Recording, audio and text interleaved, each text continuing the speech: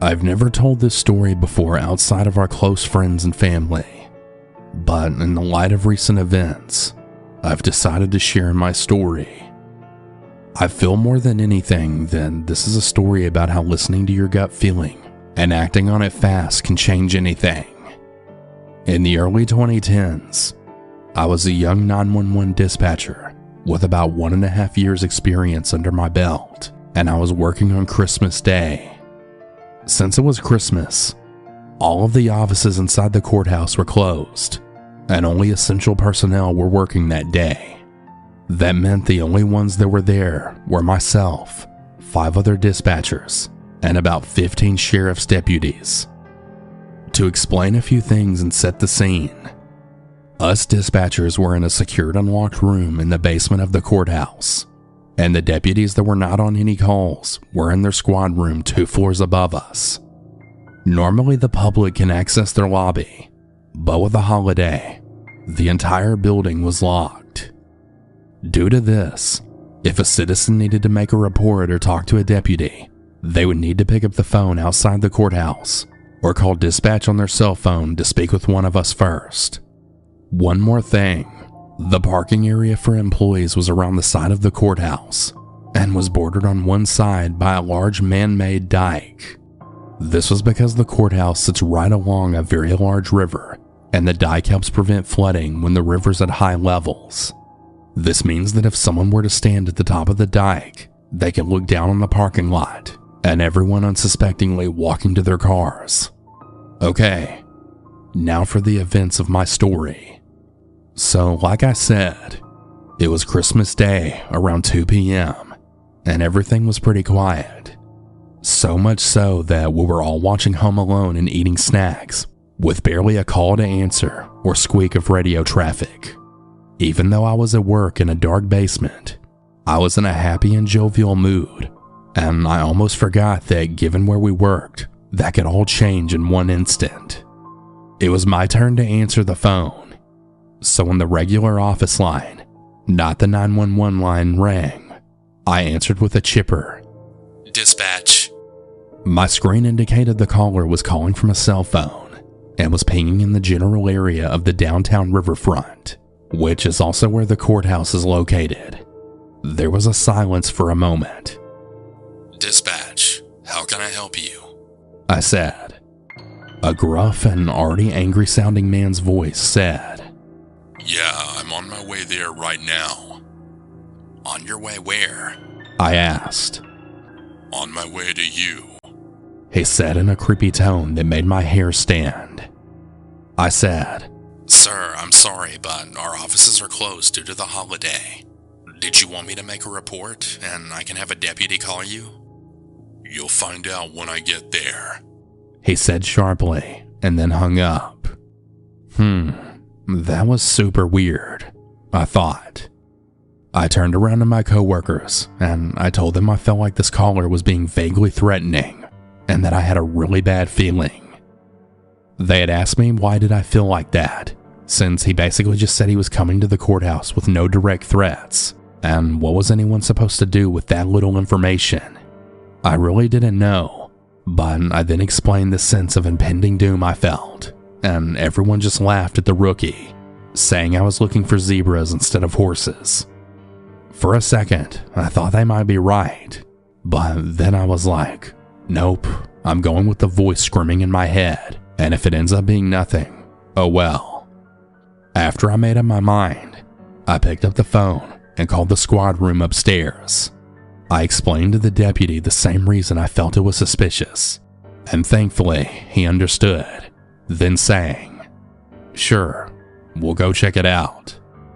I thought, okay, good, and I felt a little sense of relief, but just then, the phone rang again.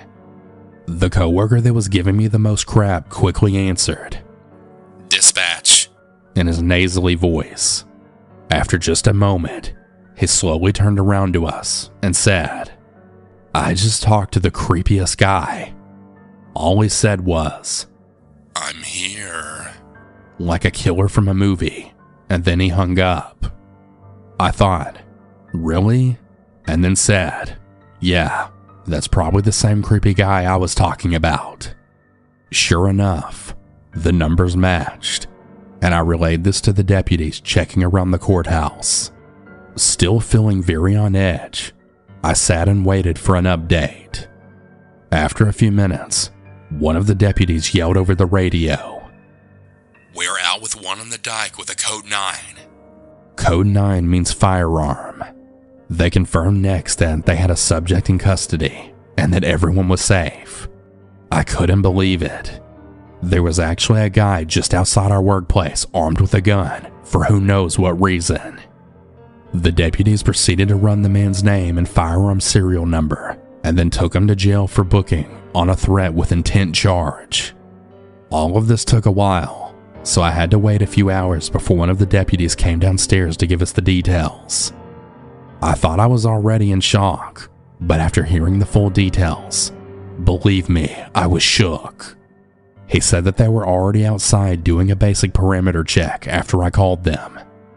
One deputy walked up to the dike and checked behind a large power box. There behind that power box was a man crouching and trying to hide, and then next to him was a large high-powered automatic rifle. The nearby deputies rushed over, got him cuffed, and that's when they first let us know over the radio what was going on. As it turns out, this man was a disgruntled former employee of the county who got fired years previously for getting into a DUI wreck in his county-issued truck. His life then spiraled, and apparently, he lost everything, including his marriage and house. That was pretty much the last anyone had heard from him for years, until he popped up on Christmas with the murderous rage, just wanting to take it out on and kill some random county employees and cops. He knew we would be the only ones there that day, and where he was hiding up on the dike above the parking lot, he had a perfect vantage point to just pick us off during the shift change. I knew the guy sounded creepy, and I had a very bad feeling, but never in my wildest dreams would I think he was a potential active shooter and that we were his targets. Please always listen to your gut feeling, intuition, and the voice inside, or whatever you want to call it, because I would have much rather ended up being wrong and slightly embarrassed than dead.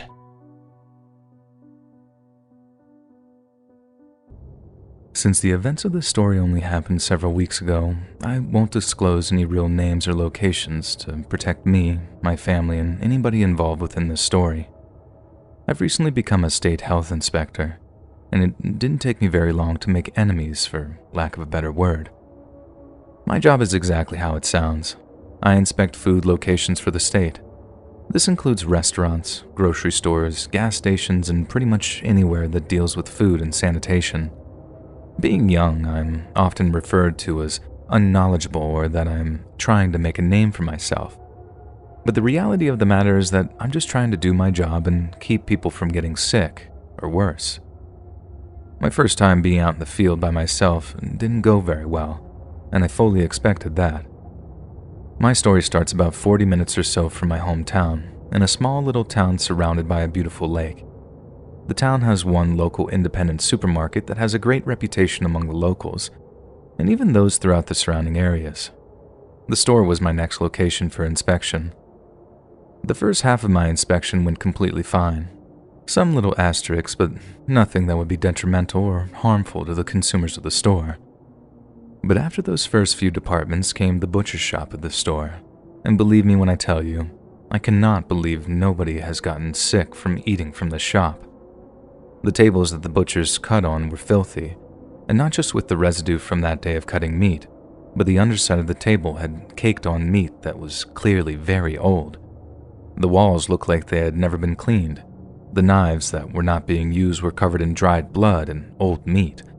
All the machines used in the department were covered in grime and years' worth of buildup.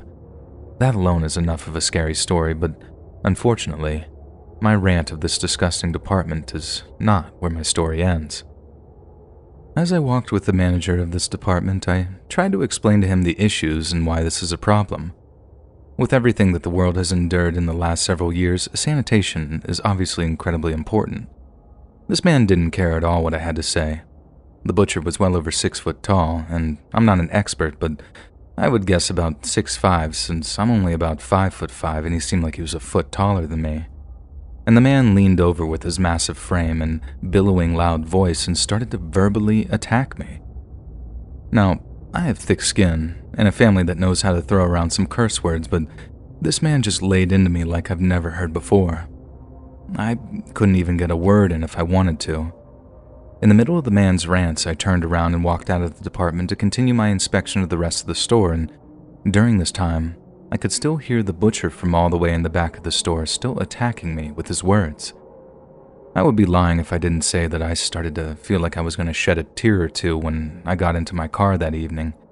And needless to say, the store had failed the inspection due to the critical condition of the butcher department. When a store fails an inspection, they have a small grace period to correct the issues. After said grace period, I show up to the small store once again, and to my dismay, my butcher friend was there, and as soon as I walked in the door, he just stared at me with a look of disgust. It was intimidating and honestly a little scary the way he stared me down. When I eventually made my way to the butcher shop, I was surprised, and not because they cleaned, but because it was somehow worse, and written in the meat blood on the cutting table was a certain expletive about me. I tried to be stern and tell the butcher that he was not going to pass again, and that this department was a major sanitation risk, and this is where my story gets truly scary. The man went off the deep end again, but this time his eyes were filled with legitimate rage and his skin turned red. He hollered at the top of his lungs, and I swear if the store manager was not right between us, this butcher would have hit me. As I tried to leave the department like I did on the previous visit to the store, the butcher followed me and kept going on his verbal assault. Nobody could calm this man down, and before things got out of hand even more, I told the store manager that I would have to come back because I didn't feel safe in that store anymore. As I turned and walked away, the butcher said in a menacing and almost maniacal voice, "Goodbye, sweetie." And when I turned around, he was now smiling at me in an extremely creepy fashion, and then he said my name, which really freaked me out, because he either saw it on my name tag, but just the fact that he knew it really gave me the heebie-jeebies. The drive home that night was miserable. It was a long and tiresome day. I still live with my parents as this is my first real job post-college, and I couldn't wait just to sit down, unwind, and get that lunatic out of my head. In the middle of the night sometime, I'm not sure of the exact time, I was awoken by some chatter between my parents in the hallway. I walked out of my room to ask my parents what was going on and why they were awake. My father said that some tall guy was walking around the house, and I immediately asked why he didn't call the authorities, and my father basically just shrugged it off as some wandering fellow walking through the yard. I know that may seem jarring to some people, but in the small town I live in, people walk home late at night from the bars and cut through yards all the time, as we all know each other in the small community. But something about this didn't feel right. The next night it happened again. This time I heard my father calling to the tall man who was just standing in the backyard. The man didn't move or flinch. He just stood there for several moments. When my father asked if the man needed any help, he turned and walked out of the yard, but as he turned, I could see that he was holding something that seemed to shimmer in the light. I don't think I need to remind you what instruments butchers use and what I was thinking in my head right at that moment. I slept with one eye open that night, jumping at every sound I heard outside. It was now Saturday, and I was ready to just stay home and relax. My parents left for some errands, and I ended up taking a quick nap in the living room. When I woke up, I was filled with an overabundance of fear. My front door was wide open in the middle of the day, and a note sat on my kitchen counter that read, "I missed you, but I'll be back tonight." Immediately, and I know I should have did it last night, I just called the cops, who really didn't know what to do at that moment in time, but said that they would keep an extra patrol in that area that night. And my father was clearly more than livid that I called the police without calling him first, and everybody seemed blown away that I didn't wake up to someone breaking inside, leaving a note, and leaving. That night, I clearly didn't sleep a wink, and when I saw the hall light go on from underneath my doorway, I figured my father had woken up again to the noise of the mysterious man. When I opened the door, What I saw at the end of the hallway was not my father, but it was the tall man from the backyard, and they were none other than the butcher from the store. He stood about 15 feet away from me at the end of the hallway. I was frozen in fear, and before the man could run at me or do whatever he had intended, a cop was there and tackled the intruder to the ground. My heart was racing. The cop was parked at the end of my street patrolling the area, and he actually saw the tall man walking down the street. He pursued him slowly and saw him walk to my family home and jostle the door until he broke it in. Being that we live in a small town, the cop knew that this man did not live here, and that is when the cop acted fast. The now former butcher was arrested right then, and as far as I know, is still in jail at this moment. I realize when people talk about dangerous jobs, they don't often bring up health inspectors, but in my situation, it truly was life and death.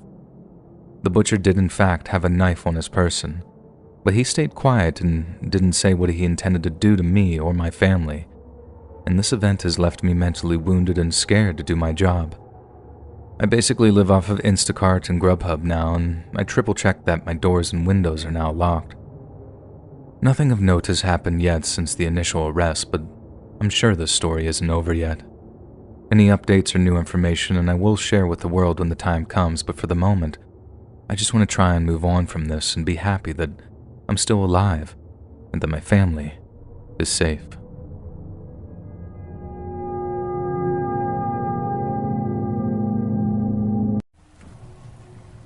I'm a female, and I work at a clothing store at a mall, and this is something that happened over the summer. I started work at 12 p.m. and was working a closing shift. The mall is open until 9 p.m., but our store closed at 8 on that particular day. It was a Saturday, so the mall was really busy. We got a lot of customers throughout the store, and I was busy basically the whole time. When things started to get interesting, though, was at about 4 p.m. I remember that I was working at one of the 4 registers that we had, ringing up customers. A woman who I was helping told me that she wanted to let me know that there was a guy in the store that was acting creepy and suspicious. I told the woman thanks for letting us know, and when I was done helping her, I notified another employee. I wasn't quite sure what she meant by creepy and suspicious, but I knew that it wasn't good. And the description of the man was a white male with a green sweatshirt and jeans about average height.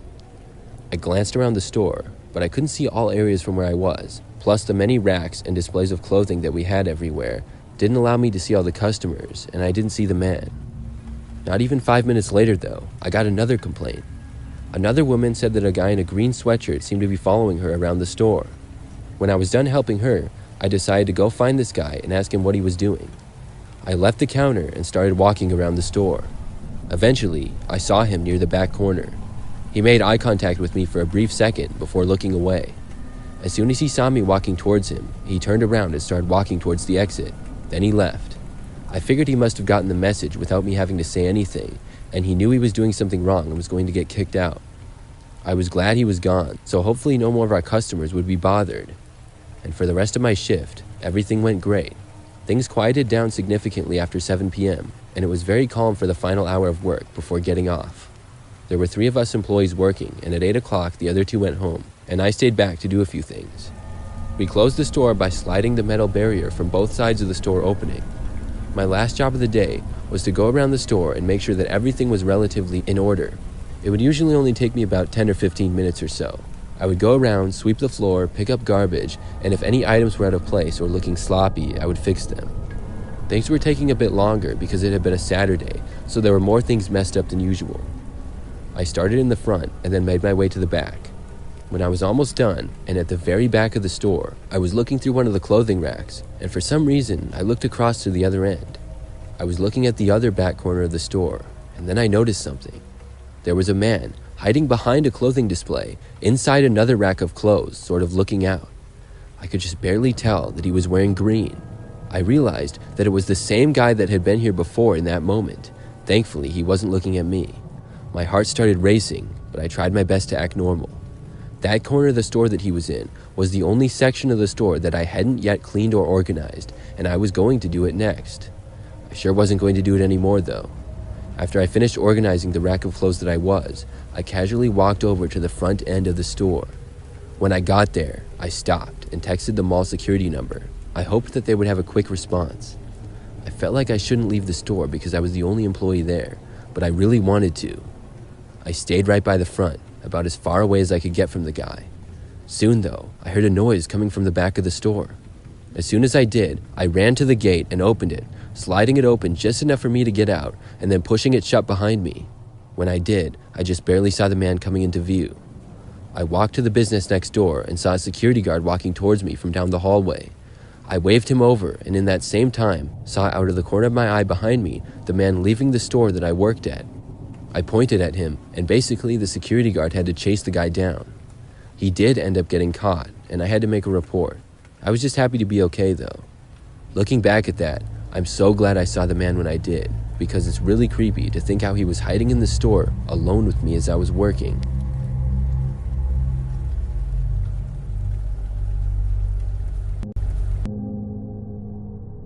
Let me first say that this story happened several years ago and is still to this day the weirdest thing that's ever happened to me. At the time, I didn't really view it as scary, just weird. Years removed from the incident, however, I can reflect just how potentially dangerous and unnerving the situation actually was. Almost 5 years to the date of me writing this, I met Joey. At that time, I had just started with the new company as the head of human resources. After my training, my main duty at this job was to perform all the interviews and do the hiring and placement for most of the new entry-level positions of the company. At first, it seemed like an easy job, and for the most part, it was easy. It was a lot of paperwork and a lot of unpleasant conversation with folks that were horribly unprepared for interviews. The first week of the job, I had performed nearly 50 interviews and nearly nothing of note had occurred. It was not until that Friday of my first week that I had a story to tell my wife at home. A story so strange that I still tell it to this day. As that Friday, I met Joey.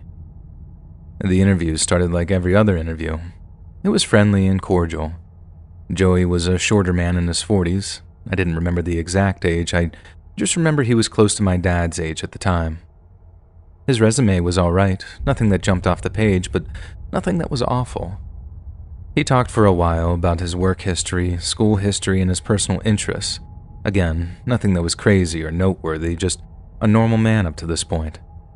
I remember jotting some notes down in my pad that Joey would not be getting a call back, but I wanted to continue the interview just to make sure that I was making the right call. Little did I know, within just a few minutes, I would know for sure that I was making the right call. Just as we were about to wrap up, Joey said, "You know, I have also done other work that isn't on my resume."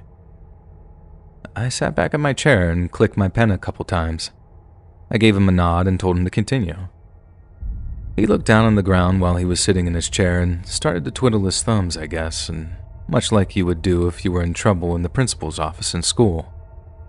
His voice got a little rocky and he started to speak through this weird stutter and said, I don't like to put this on my resume because people don't understand, but you look like you would understand me. I can see it in your eyes." This strange sentence freaked me out a little bit, but in a more of creeped out kind of way and not in a real scary way, I suppose. He continued, I used to repossess objects from people, and I really liked it, and I was good at it." Joey piqued my interest, so I fished for some more information. I asked him to elaborate and tell me what company he worked for. No company, I was a business for myself. His tone was now way off, and he was talking slowly and almost with an ominous tone. I asked Joey to elaborate because at this point, I was lost. And the guy said that he would repossess things but didn't work for a repossession company. You know, some people were just ungrateful for the stuff they own. I would take one look at someone and say to myself that there's no way they pay their bills. So I would save everyone the trouble and repossess the car or whatever item may be, not just cars. At this point, this guy showed me everything and more than I needed. It sounded like he was some type of thief, and I just wanted to wash my hands of this nonsense. I looked at Joey and said, Thanks for coming in. If we're interested, we'll give you a call, okay? I stood up from my chair and extended my hand for a handshake, and instead of standing and doing the same, he stayed in his chair and started to stare at the pictures on my desk. As I stood there with my hand extended like a statue at this point, he goes on to say, "Is that your wife?" I lowered my hand and now gave the man a bit of a disgruntled look. "Yeah, that's my wife," I said in a dismissive voice, and then I started to tell him he needed to leave, but he cut me off mid-sentence to say, "I bet she doesn't pay her bills. She would be someone I would repossess." In the moment, I didn't even try to dissect what that meant and what delusions this guy was talking about. "Alright, man, you need to leave." I started to get angry and a bit short with him. And then this lunatic goes on to actually lounge in the chair, extending his legs out. This guy was literally not leaving. His voice then changed again and he started to laugh and sounded upbeat. You know, I don't even think I want this job anymore. I think I want to get back into repossession business." I kid you not. After he said this, he pulled out a cigar and started to light the thing right there in my office. I just stood there in shock for a moment and started to shout at him that he needed to leave right now. Joey stood up and stepped right in front of me. I'm not going to lie. I felt a little terrified, but I wasn't going to do anything because that might be my job on the line. My company had security in place, but being that I was so new, I didn't really know the protocol. He grinned, and this was the first time I was able to see his yellow teeth, and he said, "I know your name, and I'll find out where you live, and I hope you pay your bills." He put the cigar out on his suit jacket arm and walked out of the room. I must admit I felt a wave of relief when he left, but I definitely felt freaked out by the entire ordeal. I didn't mention this guy to my supervisors, and I didn't save his resume. In hindsight, I should have reached out to the authorities, or just grabbed him and slugged him. But instead I just chalked it up to this guy being just some sort of freak weirdo. When I went home that evening, my wife was freaked out and told me that I should have done or said something, but I just shrugged it off again. I remember that evening not being able to sleep and noticing a lot of automotive lights in the windows. And the thoughts had crossed my mind. Did this insane man actually find my home? But when I woke up in the morning, thankfully nothing had been repossessed, as he would say. I never heard or saw this man again, but thought about that day for years. To this day, I still have not had an interview quite like that interview I had with Joey. I realize nothing insane or terrifying happened here, but the body language and implications of Joey was so unnerving that it gives me nightmares all these years later. It actually freaks me out more now than it did 5 years ago. I've had coworkers, friends, and family all tell me I'm an idiot for not doing anything or reporting this man, and I realize now that I am. I was young and inexperienced then, and I didn't know what I was doing yet. I hope you enjoyed my weird stories about my interview with Joey. What do you think he was talking about? Was this guy just some thief or just a strange human being?